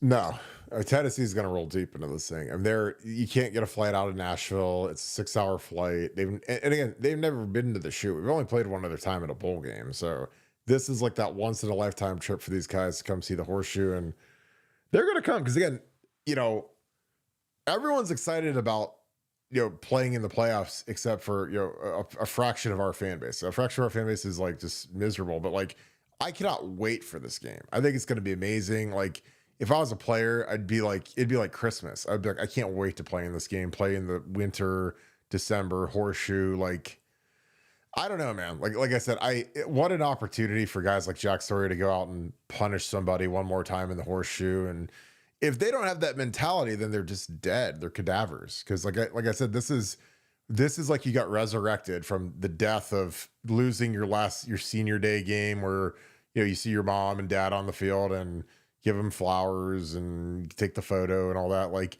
that's all going to be erased now. And you have a shot to kind of redo it. And that was like something where, in a much different role, like when I lost to Illinois my senior year, and then we got to go up to Michigan and win. And it was funny because a lot of those line like Severing, some of those guys that were great, they were like, this is for you. This is like your new senior day. And I was like, you're right. Like, this is like really cool. Like we went up to Michigan and like, I would much rather ruin Michigan senior day than me win on senior day. Now, obviously you want to do both, but if you put a gun to my head and say, Kirk, would you rather win on your senior day or go ruin Mike Hart's senior day? I'm like, I want to go ruin Mike Hart's senior day. I don't care about mine. Like I can always go back to the shoe, sit in the Nevadabuck suite, but I'm never going to go back to the big house. So I might as well go out there with a big fat W. Yeah, but that's a great question. Again, Tisha, this, because again, I think and Nevada's right. Like there are some guys that get all gassed up by bulletin board stuff and, they get shook either way, but I don't know. Like in general, like in the Ohio State Michigan game, I think that the teams are both pretty well coordinated to not give out bulletin board stuff because it's so motivating. But Mike Hart just couldn't help himself. He just couldn't wait to talk about us and say how they couldn't wait to beat us. And again, I didn't think that anything he said was like terribly like derogatory or anything, but they made it a big point about how they were all coming back to beat us. And then, we went up there and they didn't, Vernon Golson had like 4 sacks and we ran for 230 yards and they got smashed. It was a good day. Sean Kritka, thanks for the 10. Purdue safety also visiting Oregon. So I assume they'll offer him his own shoe. Also, I saw they're interested in Delane's brother from Virginia Tech. Sounds like West Virginia is hiring Rich Rod, so Hartline is hopefully back. Yeah, I think you're right on all accounts. Again, the offer your own shoe is funny because like if I was Mark Pantoni or Ryan Day, like when he came into the office, I'd literally have my little computer out and I'd be on the little Nike ID thing and I'd be designing. I was like, hey, you want to design a shoe? We can design a shoe together. But I don't know. For some reason that resonates with kids, which it's whatever. But I think that the kid, let's get him here and get him with Caleb. And, again, Caleb Downs, who's maybe the smartest player we've ever had, great family, whatever. He picked playing in Ohio State's defense to play safety to get him to the next level at the highest possible regard. So to me, man, it's kind of a no-brainer. Like I would want to follow in Caleb's footsteps and do everything that he did. Be tag team partners for a year and they could both be 3-and-out guys. So just my opinion. Nevada, your thoughts on that? Again, Oregon's going to be a factor with every major recruit forever now. But any thoughts on that? Yeah, no, no, I think you, I think you kind of nailed it. And the Caleb Downs thing is really, I mean, hey, he went through a very exhaustive process. Could have gone anywhere in the country. Chose the Ohio State defense to play with. That should just tell you how highly regarded the defensive staff is for Ohio State in general, and Jim Knowles in particular. They did a heck of a job on that one. Yeah, I agree. VP of Hype, thanks to the 5, fellas. I can't get the absolute disaster.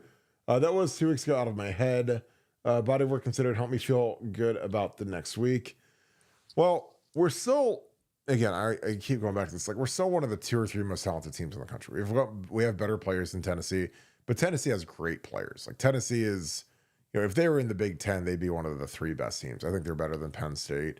They're not as good as Oregon, but they're good, and they're going to be gassed up. And there's something about being on the road that I think is going to make them a tough out. So our guys got to play good. Like this isn't Purdue. This isn't Illinois. Like, Ryan's got to earn his check this time. And he's got to, again, Ryan's been okay versus equal talent. But, again, like against Georgia, which is probably the best team he's gone against other than that Bama team in the championship, like he coached like crazy. So again, he can't be scared, timid Ryan. He has to be brave, bold Ryan, who's not scared of his shadow, and he needs to go out and coach, And again, the team will reflect his mentality and his mood, and the team can tell if he's scared or not. And again, when he was scared versus Michigan, it wasn't good. But if he goes out and lets it rip, then we can beat anybody. Again, like the top team across the board in every betting thing is Oregon, and we play them better than anybody in the country. And I bet and before. I've said this 50 times, but before the Michigan game, going into the prospective Big Ten title game, we were going to be favored over Oregon. So we've still got, and we still have the same guys, the same players, the same coaches, the same everything, neutral site. So I don't know. I mean, these guys, I couldn't imagine these guys could ever be more motivated than they are right now, because they literally, most of these guys had ambitions of being all Americans, first round picks, Big Ten champions, beat Michigan, and they've struck out on everything. But they still have a chance to do the biggest goal, which is win a national title. So again, there's not much sand left in the hourglass. And honestly, the scary thing is, like, you don't know when the hourglass is just going to shatter. Because when the game's over, if you don't have more points than the other guys, then the hourglass is just gone. Team's gone. That team will never play together again. And that's kind of the exciting and motivating thing about this playoff, man, is like, you don't want to lose because there is no tomorrow. So you better sell out and do all you can do, because there's no tomorrow, no turning back. This is a whole different experience than any other time that we've had Division I football. So Nevada, your thoughts? How can VP of Hype get excited after the Michigan game towards this Tennessee game? Well, I mean, look, I look at it. There's probably four reasons for me. One, Tennessee has not been very good away from home this year. Been really, really ordinary. Um, two, we haven't put together a perfect game yet this year. Nothing close, and we're due. Three, we have a ton of talent. I mean, if we don't have the most talent in the country, it's up there. And four, Ryan's done this before. He did it in 2020. Clemson. He did it in 2022. Georgia.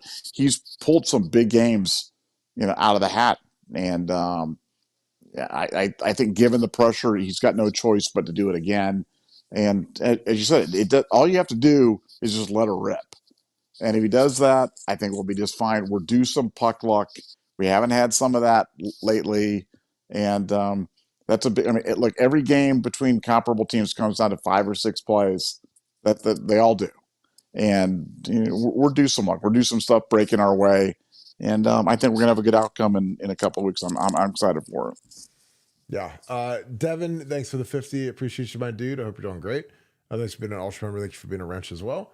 Appreciate you, Kirk in Nevada. Pretend you're the OC and DC game plan for Tennessee. Eli Lee interview on Buckeye Boys 8:30 tonight. Tarvos Alford on Friday. Adam Guthrie on Sunday. Haters gonna hate.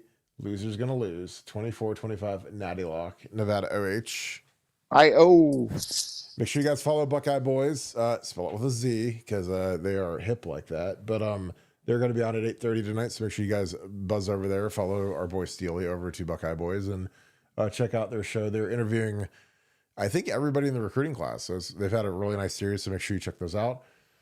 OCDC. If I'm the offensive coordinator, I am doing everything I can to make it hard to rush the passer. I'm not staying in the pocket.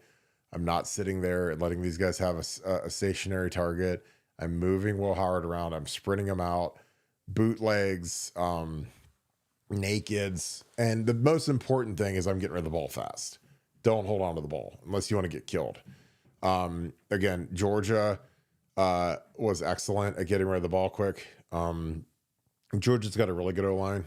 They're probably a little bit better than us, but they got rid of the ball fast. So, 27, who's their best player, didn't have a sack in that game because the ball's gone. So they couldn't really do anything with it. So if you want to take a shot, max protect and double team 27 and let it rip, tater chip. Defensively, you got to stop the run, man. Their tailback is the best tailback we've seen by far. All SEC first team. They're physical. You got to make Nico win this game. Make the big, tall quarterback throw it in the cold. And see how he does. But you got to stop the run. You got to dedicate people to the box to stop the running back, because he's good. Like I said, he's the best running back we've seen by far. And you got to get him on the ground, and you got to run to the ball. These guys got to play hard, and they can't take it easy. They can't be lazy in their pursuit. You got to get that running back on the ground. Nevada, do you have anything to add to our offensive and defensive game plan? No, I just RPO, fully embrace the RPO. You've got a veteran quarterback. You've got a guy that started 50 games. Let him make reads and run past. That's the way you want to slow down a pass rush. Run the RPO game. The RPO game was specifically designed to create doubt in a hard rushing defensive line. So I'd fully embrace the RPOs, and defensively, I'd blitz the heck out of them. I'd blitz them early. I'd blitz them on third down. I would just blitz the heck out of them and live with the consequences. I think, yeah, the RPO is the best thing you can do in offense now because it's so hard to stop, and it really kills the defense, and it's a morale killer because you don't really know how to defend that. Nobody can defend that. I mean, Nick Saban and Bill Belichick can't defend it. So, yeah, Jim Jackson, brother, I appreciate you, my man. Hope you and the wife are doing good. Thanks for the 5. Nevadabuck, will you come to a Scoop meetup in the spring so we can kick it? Would love to meet you. / or hashtag Jessica Alba Buck. That would be funny. Ooh. Oh man. Jessica Alba Buck. Jessica Be Billionaire still, Buck. be still my heart, man. That's the one. That's the one. That's the one. Jessica Alba. Not only is she a smoke, she's also a billionaire. So it's like the double whammy. Yeah. If you can bring Jessica honest Alba, products. Nevada's got Honest Products shampoo on right now as he's sitting I here. do. He's gonna put his hot rollers in, his curlers in after the show, and just have himself a time. Like Diddy's got oil, I've got Honest Products all over my house, like thousands of bottles of Honest Products all over my house. Like Diddy has oil. You're actually hip. I didn't even think you knew who Diddy was. Come on, man. Yeah. Come on. Ain't no party like a Diddy party. Ain't no party like a Diddy party. Is that LeBron? That was LeBron. That was, hey, see, you can tell. That was LeBron. So, ain't no party like a Diddy party. Are you gonna come to a Scoop party, not a Diddy party? Hey, we're having a Scoop party. 3 hours before the game in the Grove in front of our tree. We're gonna do a little tree light. We're going to keep the tree warm because the tree's going to be cold. It's going to be really cold. The tree's going to need a little warmth, and we'll be meeting there. We did that before the game. It was B. Moses was there. We sang a few carols, did the whole thing, and so if Jessica Alba, so I'm going to have Jessica Alba there instead of B. Moses, and I'll be happy. I put a Ring doorbell on the front of my tree so that Pantone can't break any more branches off. Like the shortest branch on my tree was broken off, and I was like, that had to be Pantone. He can't reach any of the other ones. He was leaping up.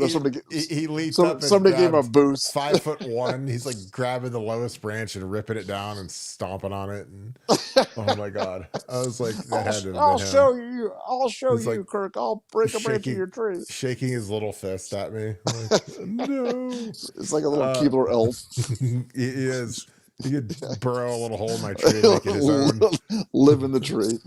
Oh, Jay Willie 75, thanks for the deuce. How angry will this team come and play after the L? Well, I mean, I don't know what could make you more angry than losing to Michigan at home and then getting to play another home game. But I mean, I would be furious. Again, like when we lost to Illinois my senior year, man, I was such an a-hole. And again, I don't swear on the show, but I mean, there's a lot of bad words I use to describe my demeanor, because you can imagine how I felt losing at home to Illinois, because we gave the game away. It wasn't like they beat us. Like we just played terrible. And so, and then going into the Michigan game, again, there's nothing worse than when you're the captain of a team and the team gets distracted on your watch. It's the worst. And I let everybody know it. And I was especially on offense, I didn't talk because, James had the defense and he had Malcolm. Malcolm was a great leader. But like offensively, I was such an idiot because I was so mad that we let a team that wasn't as good as us beat us at home. Now that was, and I've said it before, for Illinois, that was the most talented Illinois team like ever. I mean, they had first round running back, first round cornerback. They had a ton of guys that got drafted in the NFL. So it was kind of like a sneaky good team. And they played in the Rose Bowl versus SC. So it wasn't like it was a 4-8 Illinois team came in and beat us. Like that was a Rose Bowl team that beat us, but they just had Illinois jerseys on, so people don't give them credit. Nevada, how angry will this team become playoff time? Well, I mean, look, I think, I think the pat answer is look, you've got to look for motivation wherever you can find it. And for these guys, they have a chance they'll never forget the Michigan loss, but you win this one and it takes a little bit of that away. It erases a little bit of the stain that your last game of the shoe wasn't you screaming at the Michigan people with their flag in the middle of your field and stuff like that. So, they've got a chance to rewrite a little bit of the chapter, and this would be to win the first home playoff game in the history of the stadium. That's something. And I'm a big person on history and the tradition, and so they've got a chance to kind of write their own little chapter, and so I think that's plenty of motivation for them.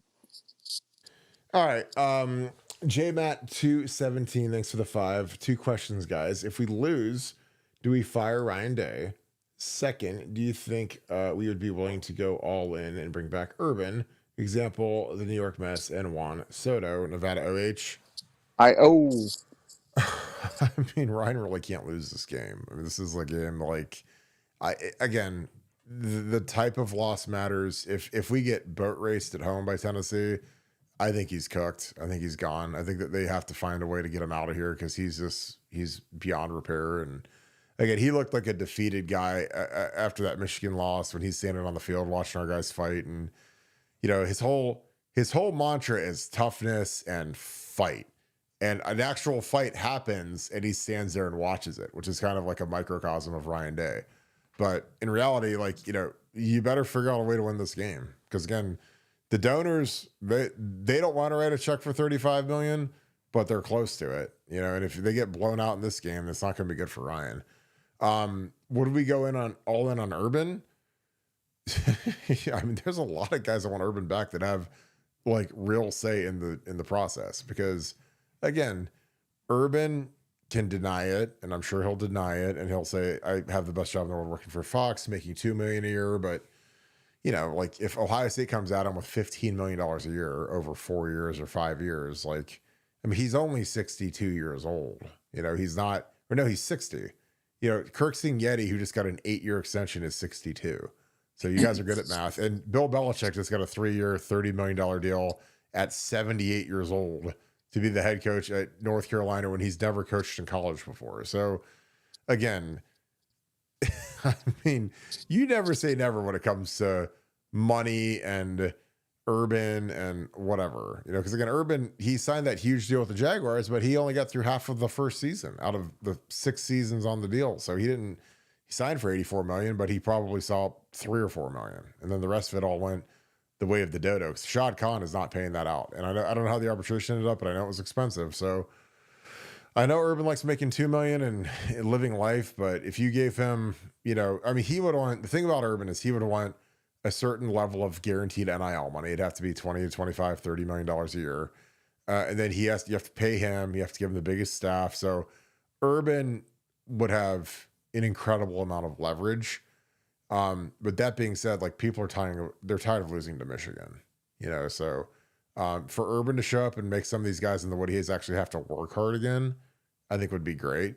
And again, people say, well, I don't want to see JT Barrett run up the middle 50 times a game. Well, who hired Ryan Day and modernized the offense and our throw game? And frankly, I mean, Urban had the best throwing season of anybody with Haskins in 2018 when he threw for 50 touchdowns and 5,000 yards or whatever the number was. I can't remember what the number was off the top of my head, but it was more than CJ Stroud ever had in passing touchdowns and in yards. So that was Urban Meyer's team. So the thing about Urban and the thing about great coaches is they learn how to adapt. Nick Saban went from running the I formation and running power and ISO, 75% of the time to a spread offense because that was what was the meta. So, and Urban would be the same way. I'm sure he's been, the thing about Urban, man, is there ain't a human being on this earth that studies football more than him. Him and Belichick are kindred spirits where it's all they do is study football. What's the trend? So, Belichick's offense in college is going to look way different than the Mac Jones experience, I promise you. So, I don't know. Nevada, 2 questions. If we lose, do we fire Ryan Day? And do you think we would be all in to bring back Urban Meyer? What are your thoughts? I mean, look, I'm not even going to introduce the negative thought of losing, so I'm just going to go with no because we're going to win, and so we're not doing that. As for Urban Meyer, I think the Bill Belichick thing, I don't care who you are, that's got to get his attention. I mean, Urban's got to be sitting there at 60 years old and going, this guy is going to coach at 78. I'm 60. That's 2 decades. I mean, go back where Urban Meyer was, 18 years ago. Where would that have been? That would have been 2006. I guess Florida. When he beat us? Yeah, thanks. Yeah. So it's that's how far back in his journey was just to get to Belichick's age. And you think about everything that Urban's gone through since then. I mean, Urban's still got a lot of tread left on the tire, and that fire burns bright. And whether it's 15 million, 18 million, 20 million a year, whatever the Ohio State would offer him, I have it on pretty good authority that he's going to get a call. if that happens. Let's hope it doesn't happen, and let's hope we win. And Ryan, we need Ryan to win, so let's win, Ryan. Oh, yeah, I agree. But like you're right. He's the one guy that would totally energize the fan base, you know. And again, I know that there's a section of fans that don't like Urban Meyer for whatever reason because I guess they hate winning and they hate beating Michigan every year or so. But those fans can go fly a kite because I would love to get back to beating Michigan 7 times in a row. That seems like it was 10,000 years ago at this point. Pooh Bear 12, thanks for the 10. Thanks for being an ultra member as well. How does bye week scheduling work in the Big Ten? The bye before Penn State next year is great, but it seems like it is usually random compared to the SEC, where Bama, LSU, Florida, Georgia always get a pre rivalry bye.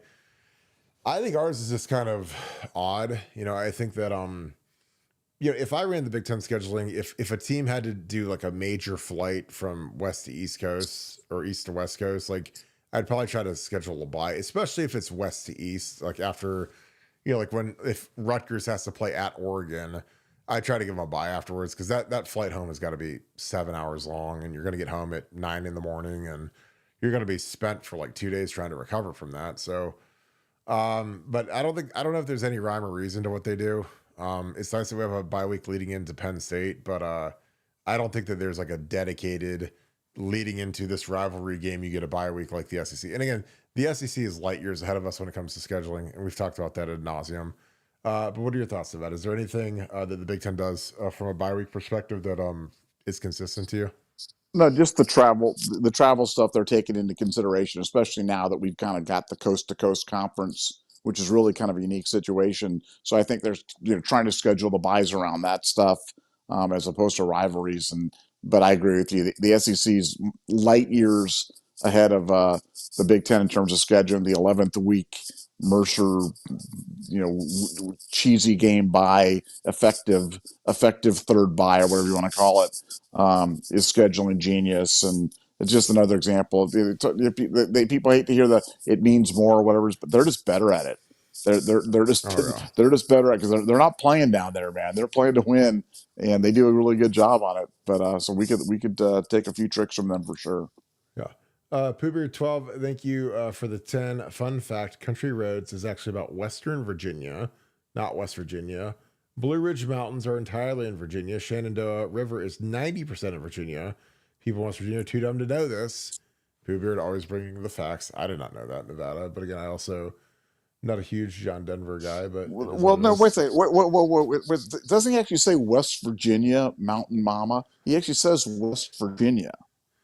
Well, I think he's actually, but like Pooh Bear says, it's actually about like Western Virginia, like the western part of the state. So why does it say Western Virginia, Mountain Mama? I don't think it's not as good for karaoke, and it doesn't roll off the tongue as this good, is what I'm saying. West Virginia, Mountain Mama.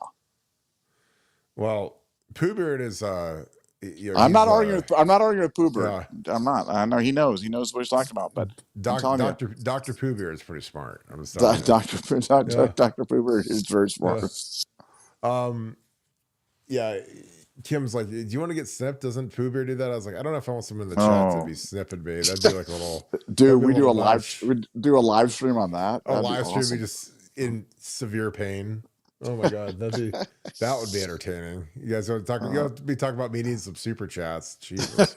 Buckeye 80, thanks for the deuce. You think Brian Hartline goes to West Virginia? They've announced Rich Rodriguez as their new coach, so Western Virginia, Mama, Western Virginia. What man? Pooh Beard is gonna have a bunch of crazy raccoon hats outside of his office, and it's gonna be great. They're gonna be all fired up.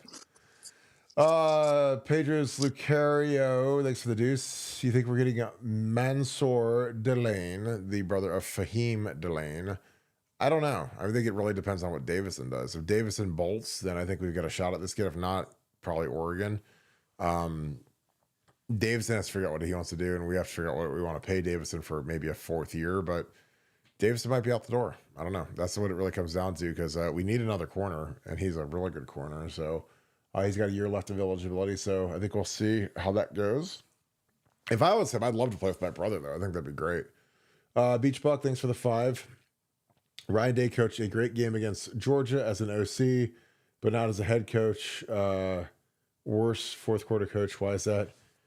Um, well, I mean, I guess if you're calling the OC when he was the head coach, because he was the head coach in that game. Um, I don't know. He was the head coach when we played Georgia in 22. So I'm trying to read this the way that you're writing it. So he was great as an OC, but not as a head coach.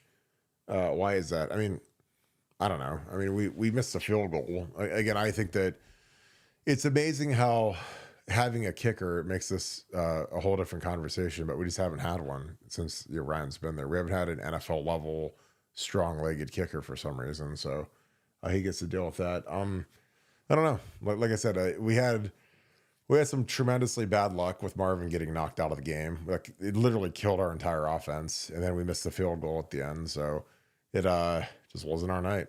So, Nevada, you have anything to add to that? No, I mean, yeah, that game in particular is tough. I mean, Ryan's had some tough fourth quarter performances because he's tightened up a bit. Our defense hasn't been able to get the guys off the field, and that's limited the number of times they've gotten the ball. But like you said, for love of, it's funny how winning like with a field goal is a giant deodorant stick. I mean, Georgia plays Georgia Tech, and Georgia Tech has 7 match points to win the game in overtime, and misses on 7 overtime plays. And if they win any of it, they beat Georgia. Instead, Georgia wins, and so everything's great in Georgia land. And for love of one of 7 2-point conversions. So, sometimes football's unfair, and sometimes I think as fans we can just kind of get locked in on the wins and losses or the fourth quarter thing or whatever it is. But if we have a dependable field goal kicker, we beat Georgia in 2022, and we certainly beat Michigan in 2024, but we didn't. So this is where we are. Yeah, I agree. Bogey Bucknut, thanks for the 10. Thanks for being an ultra member as well. Burke Carton and Kirsten Hinsman are the only Buckeyes to make the all-interview team. Burke was just too good to bench. Never thought of it like that. But, I don't know. Like I said, I hate giving a dull interview, and it's really helped this podcast out because, again, I'm not here to just bore you guys to tears and give you guys pablum. Because, again, the difference between us and a lot of the people that are in this realm of media, especially around the Ohio State, is that I know how sharp you guys are, and I know how many options you guys have, and I treat you guys like that. I don't treat you guys like you just want to listen to the same vanilla, boring analysis and that type of thing. So it's like we got to really bring it every night because you guys are sharp, and it's a compliment to you guys, but it also keeps us on our A game. So it's something that we're working on. Nevada. Yeah, I mean, I guess that there's a lot of truth to that. I was on the all interview team, but I was too good to bench, which I think is absolutely hilarious. But we got another, but I appreciate that. Thank you, Bogey. That's a nice little note. W Buckeye, thanks for the 5. All right, Nevada. John Denver came to Morgantown in 1980 to open the new Mountaineer Field. He played Take Me Home Country Roads. Side note, though, he hated West Virginia. Ooh, look at the fact checkers coming out. West Virginia, Mountain Mama. Western Virginia. Western Virginia, Mountain Mama. That's always going to be. I'm going to hear that because we're hearing that song a lot anytime we play West Virginia. Western Virginia. I'm going to think that every time from now on. That's my curse. I'm going to think Western Virginia. Western Virginia. You're Western Virginia. Geographically accurate. Is that going to be your new thing? I like accuracy. I'm big on accuracy. Western Virginia, Mountain Mama. Yeah, it doesn't flow. It doesn't flow. No, I mean, Simon Cowell would say that sounds very cruise ship. Very cruise ship.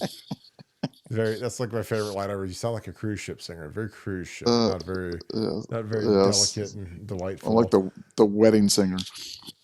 All right, let's wrap this thing. Any final thoughts about it? No, just portal time. Ohio State's gonna have to do some work just because look, the new normal is gonna be you're gonna have to, I mean you have to grab 5 starters in the portal, 6, 7. I mean it's a brand new era of college. I'm old enough to remember just the early thing of the portal, and now it's gone from being kind of this little cute little sidelight to being like a main recruiting tool. And it's just crazy how much change we've seen in college football in the past 10 years, but we're right in the thick of it. And by the way, we got a game in 10 days too. So lots to follow. Are you excited that Brian Hartline and his chiclet veneers are staying in Columbus for at least another season? Well, he's going to go. He doesn't go to Western Virginia, Oh, Mountain they'd Mama. make him rip those things out, man. They see those chiclet Oh yeah, veneers, and they'd be like, "Oh, you got to get some skull in your mouth," and I could be see you as like spit, the West Virginia mascot guy, the guy that wears the like the Mountaineer. buckskin, the Mountaineer guy. You'd be a good Mountaineer. You'd be that. Like you'd be a big old cuddly Mountaineer. I'm too much of an indoorsman, man. I don't want to go out there and go use the outhouse and go shoot a raccoon for dinner and that kind of thing. Like, They'd have to get a big raccoon head for you too. They have to get like 2 raccoons to make a head for you. That I've seen that big noggin on there, man. That's at least 2 raccoons. I can't shoot a raccoon because Cujo is the Devon's, like they have Devon's raccoon on my head walking around. And, I don't know. That's the funny thing is like they're probably walking around. They're like, you know what? If we go shoot this raccoon, not only do we get a fine meal, but we also can like wear it as a hat. Like somewhere along the line, someone thought that'd be a great idea. Like we could skin that thing out, put it on our head, and wear it around. And I'm like, yeah, I'm city slicker, man. I like running water and cold beer at Twin Peaks and B-dubs, and it's about all I need. Soft. Big softy. Big softy. I like air conditioning and indoor plumbing. It's my favorite. All right, let's wrap this thing up. As I say in Columbus, I hope you guys enjoy this content. Again, if you guys enjoy this, please leave us a like, click subscribe, also click that little alert bell. Again, I appreciate you guys kicking it with us each and every night. Fun show tonight. So compliments, amazing super chats. Thank you guys for bringing the heat as always. If you guys enjoy this content, please leave us a like, click subscribe, also click that little alert bell. Again, we are growing 34,000 subscribers, so thank you. We are climbing rapidly, and it's just been awesome. It's been completely awesome. So love you guys to death. Can't do it without you guys, and we appreciate you guys spreading the good word of Buckeye Scoop. If you guys want to give us the greatest Christmas gift of all time, get on the Apple Podcast app, type in Buckeye Scoop, click subscribe. It takes 20 seconds, completely free, no obligation. But it helps us tremendously. It's the best thing you can do for us at this point. Also, if you can follow us on Spotify as well, that'd be great. But those are the 2 main outlets that we have right now for our podcast, and we appreciate you guys helping us grow those. So again, I'm just so thankful for you guys. Appreciate you guys so much. Again, shout out where you guys are watching from. Shout out who you guys are watching with. Just know that like we don't take you guys for granted. We love you guys to death. We appreciate you guys being passionate, and sometimes like it's a little over the top when we lose a game, win a game, but it's always fun to kick it and either celebrate or commiserate. Either way, I love being around you guys. I appreciate you guys so much. So again, I appreciate all you guys do, and all you guys that are regulars on here, all you guys that are in the chat, our guys, Sean Strock, Sean Rawlings, Steely, Devin, Akeem, Kim, our mods, all of our regulars, Beth Karras. I'll leave a bunch of people out, but I just appreciate all you guys that are on here every single night. So I appreciate it. Again, it's a great crew. A lot of you guys are absolutely awesome. I've met a lot of you guys in person, so just really thankful. Again, as we head into the Christmas season, just very blessed to know you guys and get to know you guys. So again, thank you so much. Again, thank you so much, Buckeye Nation, and thank you, Scoop family. We'll see you guys tomorrow night, 7:10. Be ready to rock. I'm sure there'll be a bunch of news that'll break tomorrow, and we'll be ready to go.